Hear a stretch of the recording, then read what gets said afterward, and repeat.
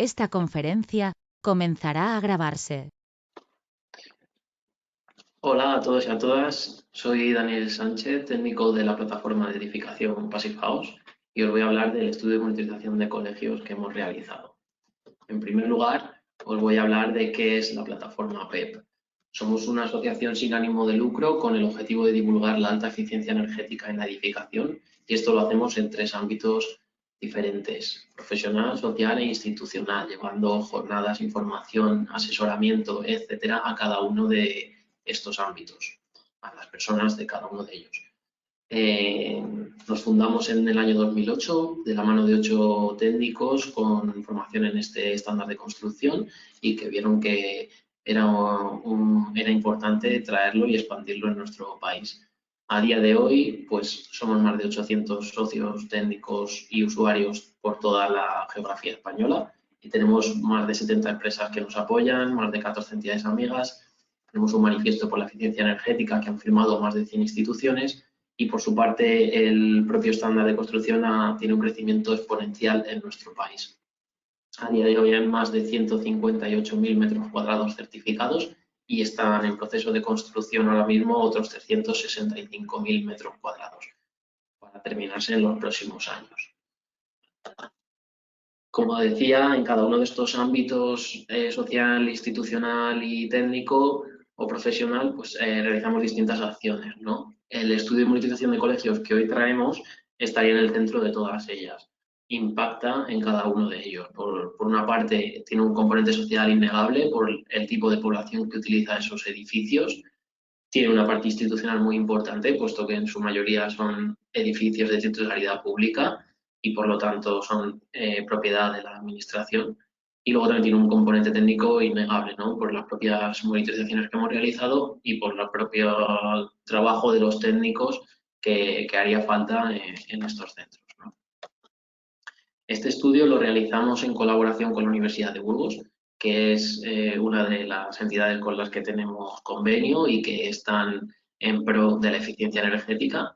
De hecho, ellos tienen un edificio Passive House en sus instalaciones, que luego aparece, y ellos fueron quienes se encargaron de realizar todo el tratamiento estadístico de los datos y el informe de resultados, ¿no? El informe en sí lo presentamos el 15 de octubre de 2020 y ha tenido una amplia repercusión mediática. Ha llegado a medios de comunicación de primera línea, tanto en prensa escrita como en radio, como incluso en televisión. Ahí, por ejemplo, vemos una captura del telediario de Televisión Española, apareció en la sesión de mediodía y en la sesión de noche del telediario.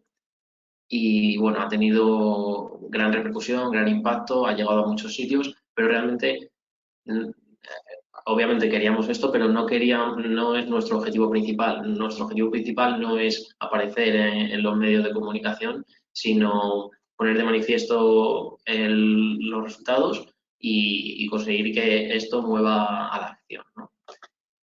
Toda la información de este estudio, la presentación, el informe completo, un resumen, todo está colgado en nuestra página web. Podéis entrar a verlo a través de la noticia destacada que aparece en el inicio de nuestra web. Podéis acceder a todo ello. Llegados a este punto, la pregunta es: ¿consideráis que los centros educativos en nuestro país garantizan unas buenas condiciones de confort interior? Os dejamos unos segunditos para responder. Si creéis que en su mayoría sí, o si creéis que en su mayoría no, o si pensáis que, bueno, en algunos casos sí, en otros no.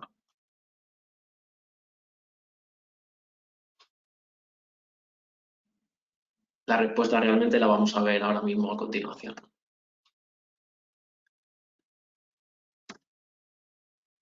Bueno, la pregunta que nos hacíamos realmente es: ¿colegios que suspenden? Lo que queríamos saber era cómo se comportan los colegios en cuanto a condiciones de confort interior en las aulas. Lo que promovió el estudio fueron monitorizaciones puntuales que se realizaron. Esta en concreto es de un aula de primero de bachillerato con 17 alumnos, tampoco es un ratio muy alto de alumnos. Y lo que estamos viendo aquí es la monitorización de temperatura. Como vemos, al principio de la mañana está en unos 15,7 grados. Esta temperatura comienza a subir durante la mañana y a las 12:30 más o menos alcanza los 20 grados que es el nivel de temperatura adecuada. El rango de temperatura lo situamos entre 20 y 25 grados para que sea adecuado. Y luego hasta el final de la mañana pues ya están en 20,9 grados. Por lo tanto, si ponemos ese nivel de los 20 grados como límite, vemos que gran parte de la mañana, de la primera parte de la mañana, pues no se alcanza la temperatura de confort. Por otra parte, monitorizamos también la concentración de CO2 en el ambiente, que esto es un indicador muy bueno del nivel de ventilación de un espacio. Y se considera que hasta 1000 partes por millón es un aire adecuado, una concentración adecuada, y de 1000 partes por millón hacia arriba, pues ya empezaría a no ser una condición adecuada de confort. Pues como vemos, si situamos también ese límite de 1000, al principio de la mañana pues estamos por debajo de esos 1000, pero rápidamente los superamos y alcanzamos picos de hasta 4400 a lo largo de la mañana, ¿no? Si cruzamos ambos parámetros, pues el resultado es claro y es que en ningún momento de la mañana se han mantenido esas condiciones adecuadas de confort en el interior. Un poco lo que os decía sobre el CO2, hasta 1000 partes por millón lo consideramos adecuado, de calidad. Aplicado a los centros educativos sería esta diapositiva que vemos aquí, adecuado para el aprendizaje, y a partir de ahí pues se ve afectada la concentración, la capacidad de atención, o si es una concentración muy alta y está un tiempo largo de exposición, pues puede llegar a tener otra sintomatología como dolor de cabeza o somnolencia, por ejemplo. ¿Cómo hicimos este estudio? Pues monitorizamos un curso completo en colegios de todo el territorio nacional. Llegamos a colocar sondas en 43 colegios y hemos validado 36 de ellos. Estos colegios recogen a más de 20.000 alumnos y representan una superficie construida de más de 235.000 metros cuadrados. En cada colegio colocamos 2 sondas y se recogió una medición de cada una de las 3 variables cada 10 minutos. Al final hemos validado más de 708.000 parámetros y esto representa el mayor estudio que se ha realizado en España sobre esto. Aquí unas imágenes de las sondas que fabricamos expresamente para este proyecto, cuando se estaban colocando, y también unas capturas de la plataforma en la que se podía ver en tiempo real las mediciones que se estaban recogiendo en cada aula a través de ThinkSpeed. ¿Cuáles son las condiciones que consideramos o que esperamos tener como adecuadas? Pues os lo he ido adelantando, ¿no? En cuanto a temperatura, un rango entre 20 y 25 grados. En cuanto a humedad relativa, un rango entre el 40 y el 60%. Y en cuanto a la concentración de CO2, por debajo de 1000 partes por millón. Pedir esto no es pedir una cosa excepcional, sino que esto son las condiciones mínimas de confort que se deberían garantizar y que esperaríamos tener en el interior de los edificios.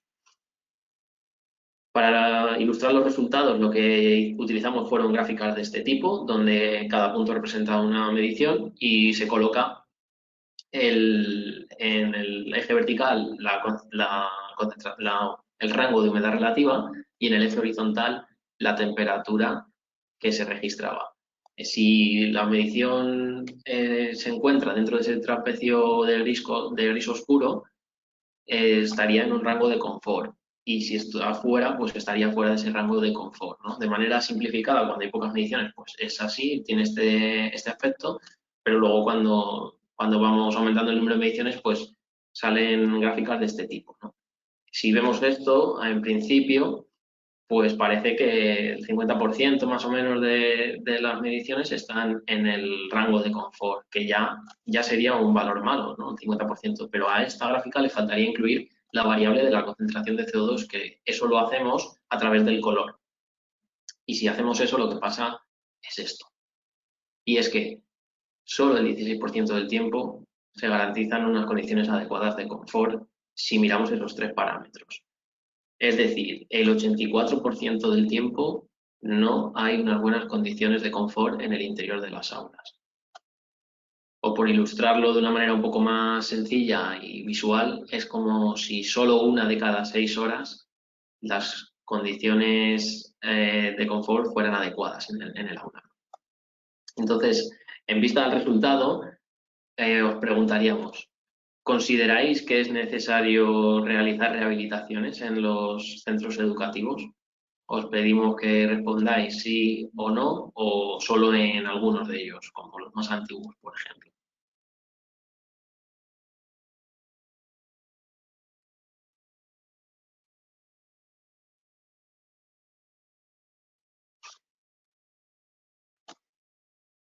Bueno, la respuesta os la vamos a dar ahora mismo a continuación. ¿Qué condiciones queremos garantizar en las aulas? Pues esas que hablábamos, esos tres rangos, ¿no? El rango de temperatura entre 20 y 25 grados. Aquí traemos una monitorización de un edificio Passive House, pero es una entre muchísimas. Si cogiésemos cualquiera de ellas, sería parecida. Y pues vemos la temperatura interior con la línea naranja comprendida en ese rango de 20 a 25 grados, cuando la temperatura exterior, que es la línea azul, pues vemos que está por valores que llegan entre los 4 grados y los 17. En cuanto a la humedad relativa, más de lo mismo, ¿no? Podemos coger una monitorización de un edificio Passive House y vamos a tener resultados de este tipo, comprendido en todo momento entre el 40 y el 60%. Y en cuanto a la concentración de CO2, pues lo mismo. Podemos coger monitorizaciones de edificios Passive House, como esta que tenemos aquí, en la que hemos marcado ese límite de 1000, ahí en la línea roja que aparece, y en esa franja roja que aparece que no sería adecuada, y vemos que en todo momento la concentración de CO2 se ha mantenido por debajo de las 1000 partes por millón, ¿no? ¿Cómo se consigue eso? Pues con los 5 principios Passive House que aplicamos a todos nuestros proyectos. Un aislamiento de alto espesor, que ese aislamiento sea continuo por toda la envolvente y que garantice una minimización o eliminación de los puentes térmicos. Utilizamos unas carpinterías de altas prestaciones y trabajamos la hermeticidad de toda la envolvente opaca para que no se produzcan infiltraciones de aire no deseadas, que son pérdidas energéticas y puntos para patologías, etcétera. Y una vez que tenemos esa envolvente muy aislada y muy hermética, bien trabajada, el último principio que utilizamos es utilizar una ventilación mecánica de doble flujo con recuperación de calor. Esto es muy importante, consideramos que es un punto fundamental y más para este tipo de edificios, y simplemente lo que garantizamos con esto es que ventilamos de manera continua todos los espacios interiores, manteniendo una buena calidad de aire, pero a la vez minimizamos las pérdidas energéticas que se producen en esa ventilación, ya que recuperamos la energía de ese aire que estamos ventilando. Pensar que estos equipos tienen unos rendimientos entre el 70 y el 90%, y toda esa energía que estamos recuperando pues va en pro del ahorro energético y de la eficiencia energética, ¿no? Además de en la parte energética, pues estos equipos se encargan de filtrar todo el aire que entra y sale del edificio, ¿no? A través de filtros pues, de distintas categorías. Y, por ejemplo, aquí una imagen para ilustrar un filtro utilizado, ¿no? Todo eso que está en el filtro es lo que no han respirado los usuarios del edificio. Ejemplos de centros educativos que se han rehabilitado siguiendo el estándar Passive House, ya hay en nuestro país unos cuantos. Aquí traemos 3. A la izquierda tenemos un colegio en Cataluña, en el centro uno en Vitoria y a la derecha el que os mencionaba antes de la Universidad de Burgos. Si alguien quiere más información sobre cualquiera de ellos, le podemos dar. Entonces, en base a lo que hemos visto ahora mismo, ¿cuáles consideráis que son más necesarias de estas actuaciones, ¿no? Mejorar las envolventes térmicas, por un lado, mejorar la ventilación por otro, o tratar de realizar rehabilitaciones integrales. Ahora en unos segunditos avanzamos.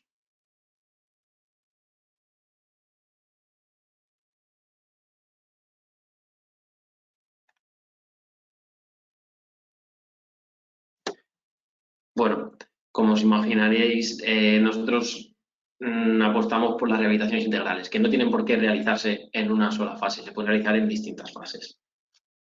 A partir de ahora, ¿qué vamos a hacer o qué queremos hacer? Pues hemos puesto en marcha una página web donde hemos elaborado un manifiesto por la educación sostenible y pedimos apoyo para él. Podéis entrar a través de ese link que os damos y cualquier persona puede apoyarlo, o cualquier entidad o cualquier empresa puede mostrar su apoyo a este manifiesto. Cuanto más apoyos, más lejos llegaremos. Y en esa misma página web, por ejemplo, hemos generado algunos documentos de apoyo que creemos que son interesantes que conozcáis. En concreto, hemos realizado un documento para la rehabilitación eficiente de colegios, que está disponible bajo demanda. Si nos lo pedís, os lo podemos hacer llegar.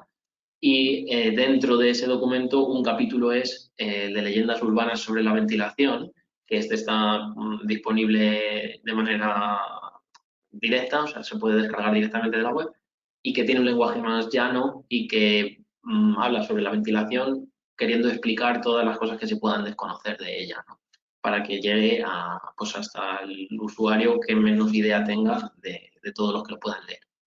Esta guía de rehabilitación creemos que es un documento, una herramienta muy valiosa y con una información muy interesante que puede servir para promover la rehabilitación de los edificios, ¿no? Que podéis llevar a los AMPAs, a las direcciones de los centros, a los ayuntamientos, a las consejerías de educación, etcétera, etcétera.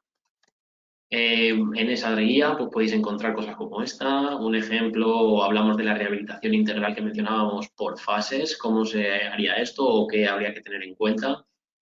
Hablamos de partidas concretas que tienen que aparecer de esos 5 principios que mencionábamos para alcanzar el estándar Passive House. Hablamos de la certificación, de qué tipos de certificación hay.